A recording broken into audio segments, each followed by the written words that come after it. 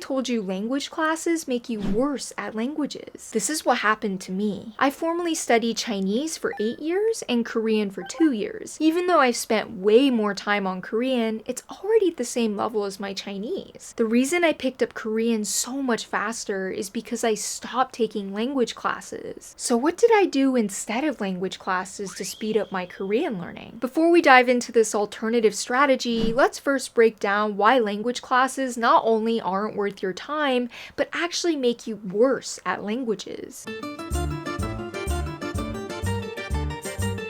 The first problem with language classes is that they confuse your needs as a foreign language student with what heritage speakers need. Heritage speakers, like children of immigrants, pick up the target language from their families at home, so they tend to already have a foundation in vocab and grammar for everyday topics. But unlike native speakers, they usually don't have formal schooling in the language, so they can benefit from getting more reading practice and exposure to academic vocabulary. For us foreign learners, though, becoming a scholar in the language should be the least of our priorities.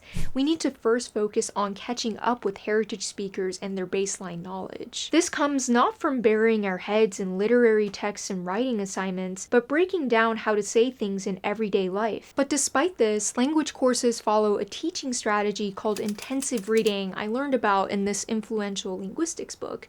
As the name intensive reading suggests, the idea is to curate the most sophisticated materials possible to develop your critical reading and writing skills. It's basically a veiled excuse to throw you into the deep end with fancy works of literature as soon as you're past learning numbers and colors. For this reason, you'll see a lot of second-year college language courses already assigning excerpts from newspapers or famous novels. It might look cool to critique Dostoevsky after just a couple semesters of Russian, but this benefits the learning institution more than it benefits you. Your teachers get to brag about their glamorous curriculum, but what do you get out of it besides false confidence? Every moment spent on high-status material is taking time away from the fundamentals that actually move the needle for you to be a functional communicator. But just how bad can this really be?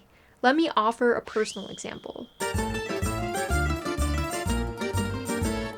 I was in Beijing one summer for a college Chinese program, and halfway through, I got so sick I had to miss a full week of classes. My professors urged me to go to the nearest hospital, which had 0 English-speaking employees. But as an advanced Chinese language student, I figured I'd have no trouble communicating exclusively in Chinese. Ha! Once I showed up to the hospital, the nurses and doctors bombarded me with questions I couldn't understand. What threw me off wasn't just medical jargon, but basic expressions like, "Are you coughing up blood?" or "Are you contagious?" I had to look up so many words in my Chinese dictionary app that some of the doctors started yelling at me for taking so long to describe my symptoms. It's a miracle I was able to make sense of their final diagnosis, which was that I'd contracted bronchitis, pharyngitis, and the flu all at once. But instead of feeling relieved that I'd gotten the medical attention I needed, I was ashamed. On the one hand, I was taking graduate school level Chinese classes and pumping out 2,000-word critiques of classical Chinese literature. But on the other hand, here I was in a Chinese hospital struggling to exchange basic medical information that could make or break my health. If language classes hadn't wasted so much of my time on scholarly Chinese, I would have had better practical Chinese to tackle real-life situations. Now you could argue, sure, language classes might not always focus on the right thing, but you're still learning something, so there's more to gain than to lose. How would this make you actually worse at the language? Here's where language classes can actually be a net negative.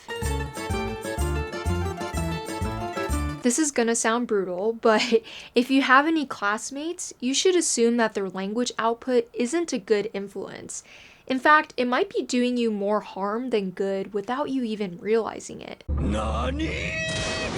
If you think about it, much or even most of your time in class is spent listening to and speaking with your peers. They're just as much of a foreign learner as you are, so you should assume that they make mistakes. Even the best teachers don't have time to correct everything, especially if it's some systematic issue like weak grammar or poor pronunciation. So you might not even realize that someone said something wrong, and as this happens over and over, you end up internalizing everyone's bad habits. Not only does this undermine your progress, but it discourages discourages you from learning to think in a foreign language. The more attached you are to thinking in your native language, the harder it will be to gain fluency in the language you're trying to learn. It takes only one person in a classroom to rub off on everyone else, especially if you're all native speakers of the same language. Like, even in my most advanced college Chinese courses, it was really obvious that we were a class full of Americans, since we were less likely to question if someone forced a sentence pattern from English into Chinese. Even though an expression like, "I'm having an existential crisis," sounds totally unnatural in Chinese, our professors wouldn't bother correcting us since it wasn't breaking grammar rules or language rules in a technical sense. But if you want native speakers to take you seriously, you can't get away with cutting corners like this. So now you're probably wondering, if language classes are so problematic,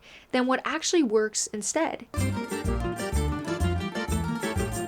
You know how I said that as foreign learners, we need to catch up with heritage speakers to build up a real foundation in the language? This means we should try to recreate their learning environment. It's not as hard as you think. Keep in mind that most heritage speakers have never taken classes or grown up in a country where their language is spoken. Everything they know just comes from informal conversations with family members. As foreign learners, we can approximate these conditions through friendships with native speakers. This is the biggest reason I learned Korean 4 times faster than Chinese. I've based my Korean studies almost entirely off of video chats with native speakers I met through online language platforms. On a per-hour basis, I've found that nothing, not even the best language classes out there, beats the returns on time carefully invested into casual one-on-one conversations with native speakers.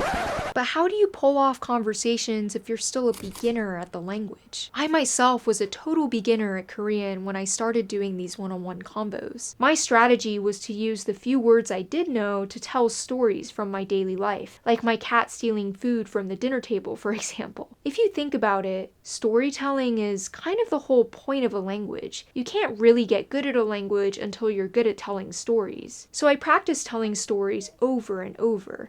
In fact, I learned the most from telling the same story to different people, since I kept refining it and learning new expressions each time. The better I got at storytelling, the better I naturally got at Korean over time. But of course, to keep track of all this new knowledge you've gained from speaking and listening, you need a place to put it into writing. I found it easiest to have a Google Doc open during my video chats to jot down the words I don't know and the mistakes I make, along with their corrections. By documenting everything, you not only get to flesh out your reading and writing skills, but have a complete record of your history with the language in one convenient place. So in my experience, if you want the minimum effective dose for well-rounded fluency in a foreign language, it just takes a focused effort to learn the language from informal conversations with native speakers. Of course, this doesn't mean you can learn any language overnight, but if you're disciplined about it, then I'd argue that this way, you'll see a cheaper, faster, and bigger payoff than any form of classroom learning. In fact, as long as you click with the other person, it doesn't even matter if they have a formal teaching background. The more it feels like you're talking to a friend, the more natural you're going to sound in the language over time, and of course, the more rewarding it is to keep improving.